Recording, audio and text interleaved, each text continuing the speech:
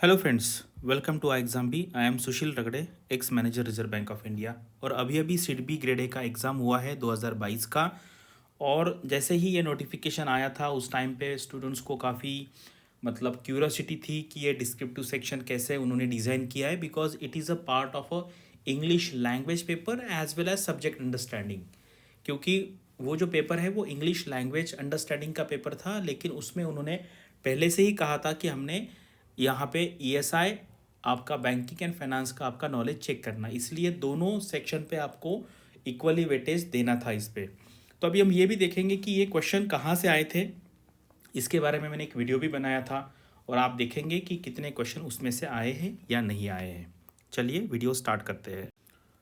तो ये टॉपिक्स मैंने मेरे टेलीग्राम चैनल पे देखा है, वहाँ से मैंने ये स्क्रीनशॉट लिया है। Gender discrimination, GST, interconnected global economy, migration, financial inclusion, poverty, population growth, environmental degradation, crypto currency. तो ऐसे टॉपिक उन्होंने यहाँ पर दिए थे। इसमें से दो टॉपिक में आपको लिखना था और उसके बाद एक आपको लेटर भी लिखना था, लेकिन मैक्सिमम स्टूडेंट को इसी से थोड़ा सा डर था एग्ज़ाम होने से पहले। फिर बाद में पता चला कि काफ़ी सारे जनरल टॉपिक्स भी है, तो मैक्सिमम स्टूडेंट ने इस पर अच्छे तरीके से लिखा है। तो मैंने कुछ दिन पहले एक्सपेक्टेड टॉपिक का लिस्ट दिया था। अगर आप देखेंगे तो पहला ही टॉपिक हिट कर गया है, वो था फाइनेंशियल इंक्लूजन। ये टॉपिक दिया था मैंने, काफ़ी 20 टॉपिक दिए थे सोच के कि इसका फ़ायदा आपको ऑब्जेक्टिव एंड सब्जेक्टिव दोनों में भी होगा। उसके बाद मैंने एक पॉवर्टी वाला टॉपिक दिया था, क्रिप्टो करेंसी वाला टॉपिक दिया था, और जो एक टॉपिक था ना sustainable development and demography. Demography यानी कि पॉपुलेशन माइग्रेशन, इसका स्टडी कहते हैं। तो ये population growth and environmental degradation नाम का जो टॉपिक आया था, तो मैं इसमें से कह सकता हूँ कि जितने टॉपिक आए थे एग्जाम में उसमें से 4 टॉपिक डायरेक्टली मैंने जो लिस्ट दिया था उसी में से आया था। और इसके बाद मैंने आपको ये भी कहा था कि आरबीआई का जो ईएसआई का सिलेबस है वो भी आप देख लीजिए, वो भी आपको हेल्पफुल रहेगा। तो देखते हैं उसमें से कौन से टॉपिक डायरेक्टली आए थे। तो अगर आप देखेंगे ये है आरबीआई का सिलेबस, इसमें से पॉवर्टी है, सस्टेनेबल डेवलपमेंट है, उसके बाद जो इंटरकनेक्टेडनेस वाला जो बोला है वो है opening of the Indian economy, यानी कि इंडिया का बाहर की जो इकोनॉमी उसके साथ क्या रिलेशन है। उसके बाद डेमोग्राफिक ट्रेंड है, अर्बनाइजेशन है, माइग्रेशन है, जेंडर इशूज़ है।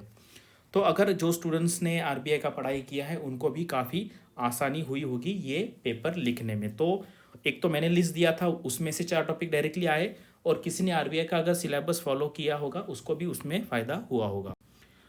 और चलिए अभी देखते हैं कि एग्ज़ाम का जो कट ऑफ है, काफ़ी सारे स्टूडेंट पूछ रहे, तो इसके बारे में मैंने एक दो पोल कंडक्ट किए थे एंड देन कुछ स्टूडेंट्स के साथ डायरेक्टली फ़ोन पे बात किया था, एक 15-20 स्टूडेंट के साथ। तो उसके बेसिस पे मैंने कुछ एक प्रोजेक्शन बनाया हुआ है। तो ये है पेपर का पैटर्न। तो इंग्लिश लैंग्वेज का पेपर काफ़ी आसान था, लोगों से बात हुई मेरी। जनरल अवेयरनेस लोग कह रहे थे मॉडरेट टू डिफ़िकल्ट था, मॉडरेट टू डिफ़िकल्ट। लेकिन जो लोग आरबीआई का अच्छी तरीके से प्रिपरेशन कर रहे हैं, यूपीएससी का कर रहे हैं, वो लोग थे, हमें मॉडरेट टू डिफ़िकल्ट लगा। ठीक है, मॉडरेट टू ईजी लगा उनको, मतलब इतना भी डिफ़िकल्ट नहीं लगा जितना नॉर्मल स्टूडेंट को लगा। तो उनका कहना है कुछ लोगों का ईजी टू मॉडरेट लेवल में था, इतना भी डिफ़िकल्ट हमें नहीं लगा जो यूपीएससी वाले एस्पिरेंट है उनको। बाकी जो नॉन यूपीएससी वाले हैं, नॉन आरबीआई वाले हैं, उनको तो डिफ़िकल्टी लगा होगा ये सेक्शन। कौन था? जनरल अवेयरनेस वाला। तो उसके भी क्वेश्चन मैंने सजेस्ट किए, जो टेलीग्राम चैनल है उसी के क्वेश्चन मैंने यहाँ पे आके पोस्ट किए हैं। रीजनिंग का पेपर जो है जिसको 60 मार्क्स थे, वो भी लोग कह रहे थे कि काफ़ी आसान लगे, ईजी टू मॉडरेट कह सकते हैं, एंड क्वांट भी आप ईजी टू मॉडरेट कह सकते हैं। एंड उसके बाद फिर मैंने ये तो टॉपिक आपको दिखा दिए, दो टॉपिक आपको लिखने थे आंसर, और एक आपको लेटर लिखना था, तो वो मॉडरेट लेवल का था, ऐसे लोगों का कहना है। तो अभी हम देखते हैं कि 250 में से कितना कट ऑफ आ सकता है।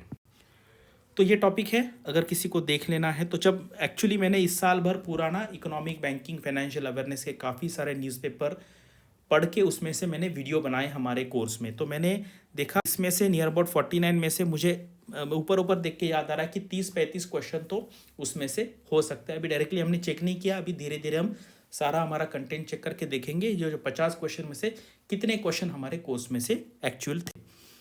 तो अभी ये 2014 का कट ऑफ है। एक्चुअली 16 में भी एग्ज़ाम हुआ था, लेकिन उसका कट ऑफ मुझे मिला नहीं, मैंने काफ़ी ढूंढा, तो उस टाइम पे ये कट ऑफ था। लेकिन अभी काफ़ी सिचुएशन चेंज हो गई, उस टाइम पे कंप्यूटर भी था वहाँ पर, अभी डिस्क्रिप्ट पेपर भी इंट्रोड्यूस किया है। तो ये जस्ट मैंने आपको देखने के लिए बताया है कि 57% उस टाइम का कट ऑफ था। तो अब इस बार देखते हैं, मैंने पोल कंडक्ट किया था, उसमें मैंने पूछा था स्टूडेंट को कि आपका क्या रेंज है, आपका अंडरस्टैंडिंग क्या है कट ऑफ का।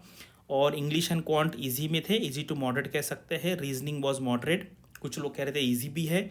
जीए थोड़ा डिफिकल्ट था, but RBI and UPSC student को वो मॉडरेट लगा और हार्डली कुछ स्टूडेंट को वो ईजी लगा जिनका काफ़ी सालों से प्रिपरेशन चल रहा है। एंड डिस्क्रिप्टिव सेक्शन में सारे लोगों ने जितना मॉडरेट आंसर लिखा है उनको 35 एवरेज मार्क मिल सकते। तो आपको इंटरव्यू के लिए बुलाएंगे 1:3 रेशो में, जितनी वैकेंसीज है 100 और 300 लोगों को बुलाएंगे। और इतने हज़ारों स्टूडेंट में से मुझे नहीं लगता कि इतना मुश्किल होगा 300 400 500 स्टूडेंट को कि इतना मार्क को स्कोर करना। तो यहाँ पर अगर हम 35 पकड़ ले, तो मैंने ये रेंज दिया था 160 से 170, इसका मतलब है अगर आप इसका पकड़ेंगे मिडल रेंज, क्योंकि रेंज में क्या पकड़ते मिडल, जैसे मान लो इसका 765 है, तो इसमें से अगर हमने डिस्क्रिप्टिव के माइनस करते 35, तो 130 मार्क लोगों का कहना है कि अगर आप सिर्फ 200 में से देखेंगे तो 130 कट ऑफ होगा। उसके बाद 140 में से इतने लोग हैं, 150, 160, 120 वाले इतने हैं। तो जब मैंने स्लाइड बनाई थी तो 1000 लोगों ने वोटिंग किया था, फिर बाद में जस्ट रिसेंटली मैंने अपडेट किया तो 1700 लोगों ने वोटिंग किया था।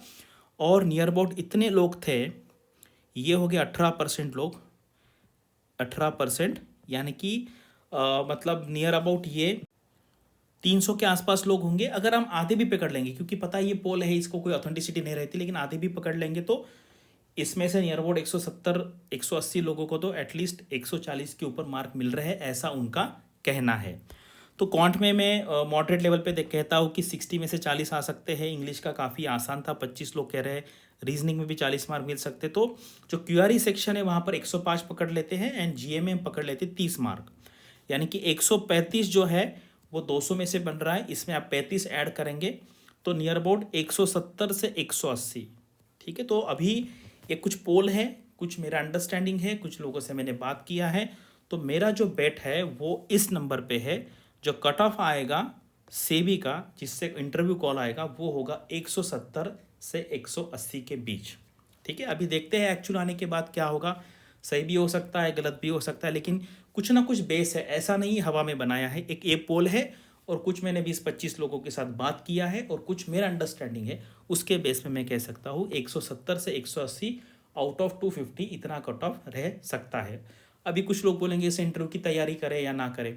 तो अभी आगे जो एग्ज़ाम है, अभी कौन सा एग्ज़ाम है, आरबीआई का एग्ज़ाम है आगे, या ईसीजीसी का एग्ज़ाम है, उसकी आप तैयारी के लिए लग जाइए। जब इंटरव्यू का कॉल आएगा हम अच्छे से प्रिपरेशन करेंगे। आपको पता है हमारे यहाँ पे जो अरुणिमा मैडम है, उन्होंने 10 साल काम किया है सिडबी में, और ये 2014 का जो एग्ज़ाम था उसमें मेरे स्टूडेंट थे एक लड़की, उसका ऑल इंडिया रैंक नंबर 1 आया था, उसका एसबीआई में भी रैंक ऑल इंडिया 10 आया था। तो हम आपके लिए यहाँ पे बैठे हैं, आपको अच्छे से इंटरव्यू की तैयारी करवाएंगे। और अभी मैंने आरबीआई का रिसेंटली एक 45 डे प्लान वाला वीडियो बनाया था जो 13 अप्रैल से चालू हुआ था, लेकिन अगर आपको अभी भी ज्वाइन करना है तो आप ज्वाइन कर सकते हैं। अभी 40 दिन बचे हैं, तो उसी से आपको थोड़ा सा आपका जो प्लान है ये आपको थोड़ा सा एडजस्ट करना पड़ेगा। और मैंने यहाँ पे पूरा लिखा है, आप इसको पढ़ लीजिए। तो अभी एक बात है, अगर आप आरबीआई का प्रिपरेशन सीरियसली कर रहे हैं तो आपको सबसे पहले जो प्रीवियस 6 ईयर के क्वेश्चन पेपर है वो आपको सॉल्व करने हैं। आपको ये हमारे वेबसाइट पे मिल जाएंगे, यहाँ पे जाइए, फिर प्रीवियस ईयर क्वेश्चन पेपर, फिर आरबीआई में जाने के बाद आप कीजिए। अगर आपको ये प्लान ज्वाइन करना है, हमारा कोर्स अगर लेना है तो आप ले सकते हैं। अभी हमारा 50% डिस्काउंट चालू है। कोर्स का लिंक मैंने डिस्क्रिप्शन में दे दिया है। तो ये है सिडबी का कट ऑफ मेरे साइड से 170 से 180 के बीच रहेगा आउट ऑफ 250। और आप अभी इसको भूल जाइए और अगले जो आपके एग्ज़ाम से, जैसे आरबीआई असिस्टेंट का मेंस का एग्ज़ाम 8 मई को है, तो उसकी तैयारी आप अच्छे से कंटिन्यू रखिए। उसके बाद आरबीआई ग्रेड बी भी है, उसके बाद आपका ईसीजीसी का भी एग्ज़ाम है। तो आरबीआई असिस्टेंट अभी इमीडिएटली है, तो उसकी तैयारी आप जोर से चालू रखिए। इतना ही मुझे यहाँ पे बताना था।